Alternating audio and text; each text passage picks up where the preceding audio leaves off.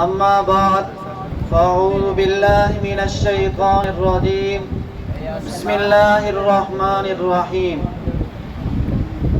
میرے واجب الاحترام حضرات اساتذہ اکرام، میرے ہم مکتب ہم سفر ساتھیوں، السلام علیکم ورحمۃ اللہ وبرکاتہ۔ یہ درد دل کی شکایت نہ ہوگی، یہ درد دل کی شکایت نہ ہوگی، تو سینے پہ اپنے محمد لکھا کر تیرے ہاتھوں سے تیرے ہونٹوں سے خوشبوئیں جاری رہیں گی، تو مدینے کے کانٹوں کا بوسہ لیا کر۔ ہماری تقریر کا عنوان خوش طبعی پر ہے۔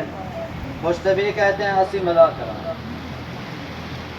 حضور صلی اللہ علیہ وسلم خوش طبعی بھی فرماتے تھے، لیکن خوش طبعی میں بھی سچی بات کے سوا نہ فرماتے تھے۔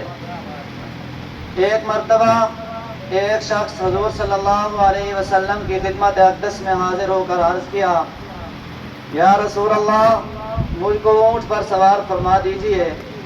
حضور صلی اللہ علیہ وسلم نے فرمایا کہ میں تجھ کو اونٹنی کے بچے پر سوار کروں گا۔ اس شخص نے کہا کہ میں اونٹنی کا بچہ تو میرا وزن برداشت نہ کر سکے گا۔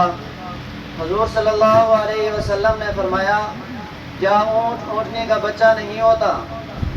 دوسری مرتبہ ایک عورت حضور صلی اللہ علیہ وسلم کی خدمت اقدس میں حاضر ہوئی اور کہا کہ یا رسول اللہ، میرا شوہر بیمار ہے۔ حضور صلی اللہ علیہ وسلم کو بلاتا ہے اور میں